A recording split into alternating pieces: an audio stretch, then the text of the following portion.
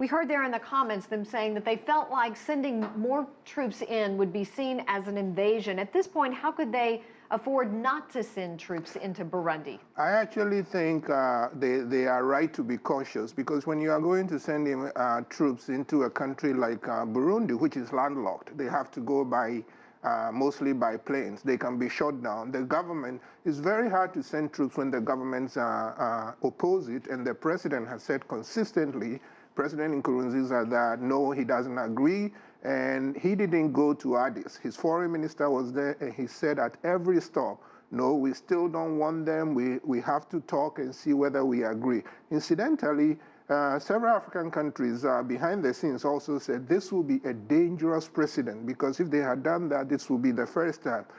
Two of those countries that would unmasked are Egypt and Gambia. They both said this is not a good idea, so first we have to persuade them. The UN and the US have been telling the Africans, okay, try to persuade Nkurunziza behind the scenes for him to allow it. So I think it was a good thing that they wouldn't do it over his objections. First, persuade him.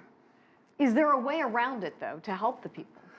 You know, I think there are other situations. If you go back, I happen to be in a minority of people looking at the situation, but I think that the elections crisis was badly mishandled. If you look at what happened, it reminds me of the U.S. George Bush versus Al Gore, where it went to the Supreme Court. Those who lost, Al Gore's people were not happy, but they accepted it. Something similar, you go to Cote d'Ivoire years ago with the Gbagbo election, something similar also. That let's make sure we have clean elections and everybody should participate. But in Burundi, the opposition, once they lost the court case, refused to take part in the elections. The president went ahead with a controversial third term. Was this the best idea, in your opinion?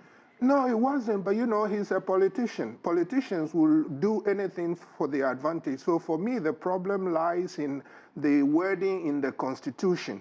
It was vague enough that each side tried to take advantage of it. So it went to the proper referees, which is the Constitutional Court, and the Constitutional Court decided for the president. I'm not, you know, siding with the president, but it seems to me part of democracy is rule of law, and all over the African continent, one of the things that worries me are sore losers, people who lose and then pick up arms, whether they lose at the ballot box or whether they lose in court. So I think it could have been handled differently. I still hope that what they will do is get people together to talk, but they've been trying talks, it's been difficult. So it's a very messy situation.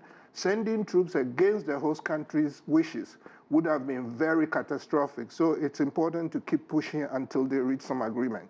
What do you think we'll see coming out of Burundi in the coming days? Oh, that is fearsome, fearful, because, you know, there's sort of a slow boiling tension. People get killed. Some satellite images have been seen, and some human rights groups say that they are signs of mass killings. I hope that is not true. Also, tensions are building between Rwanda and Burundi because Rwanda has been accused of arming refugees and sending them back. So the tensions are ratcheting up. All right. Well, Nii Akuetteh, thank you so much. We appreciate your time and your insight today. Thanks for having me.